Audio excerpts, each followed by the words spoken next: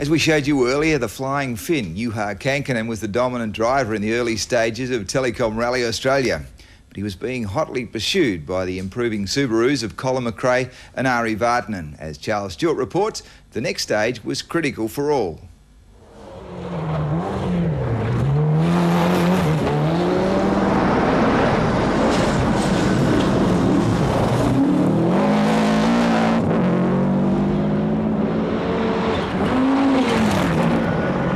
Day 3 is perhaps the most important day of the rally. It's the longest day by far, and with Kankinen protecting a lead of only 1 minute 19, this is the day when Subaru and Ford have to make their move.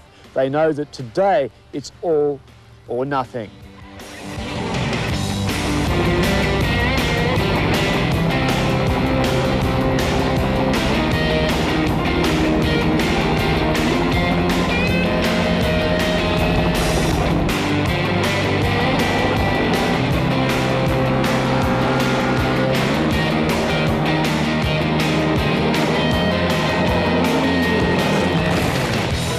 If there were any doubts about Juha Kankinen's intentions on this day, they were quickly dispelled.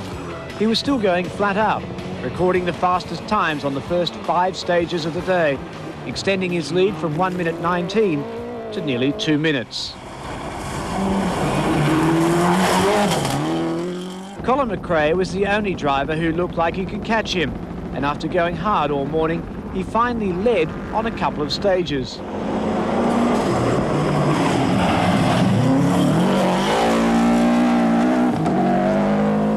The third place car, McRae's Subaru teammate Ari Vartinen, was hanging on to third place, and noticing the Go Ari signs, he was acknowledging his fans, even though he had his hands full. Francois Delacour, the first of the Ford drivers, was finding the conditions very slippery, saying he was having trouble staying on the road, but he looked secure in 4th spot.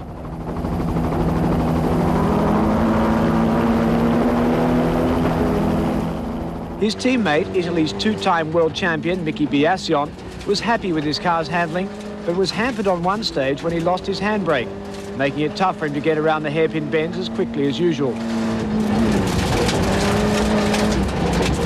The first Australian competitor, Ross Dunkerton, had also lost his handbrake, but was running well in 6th place, even if his familiarity with the Mitsubishi Lancer sometimes left a little to be desired. So we've got a bit of a drama that now I've actually got to concentrate on when I come back from 3rd to 2nd, that I don't go across and hit reverse, because with these gearboxes, they will actually go into reverse if you pull them in.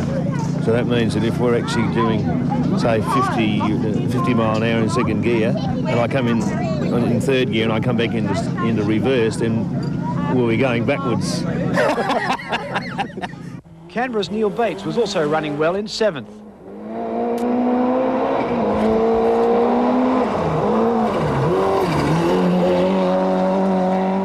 The first Group N car, that of South Australia's Ed Ordinsky, seemed to be running a faultless race, holding down 9th outright.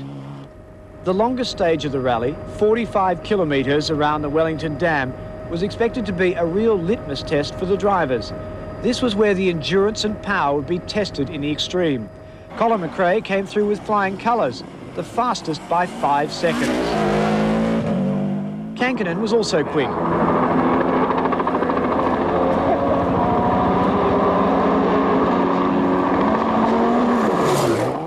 Ari Vartinen, spectacular as always, was showing how it looked from the driver's seat.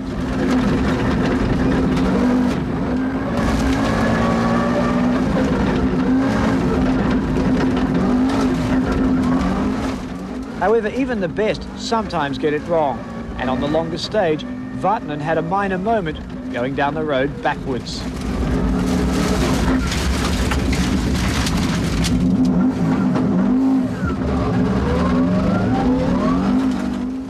Recovering quickly, he went on to record the 3rd fastest time on the stage.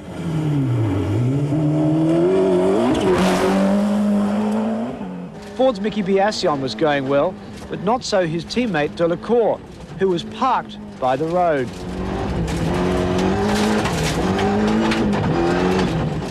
Delacour managed to get his car going again, but it wasn't sounding spot on.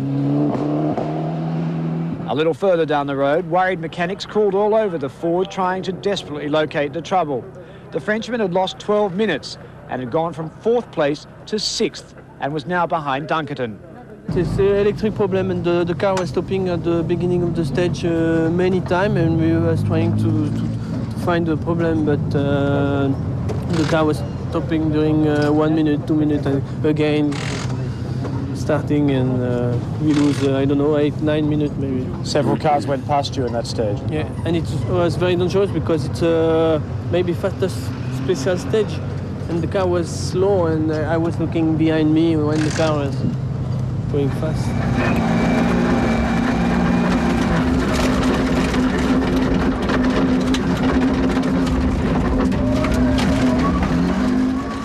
Ross Dunkerton was still posting good times through the stage, moving up 1 spot into 5th.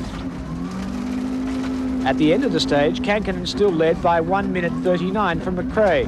Bartman was 3rd, Biassion 4th, Dunkerton 5th, Delacour 6th, Bates 7th, Austrian Sepp Heider was 8th, Ordinsky was 9th and still leading Group N with a substantial gap back to 10th, and the second Group N competitor, Kiyoshi Inoue from Japan.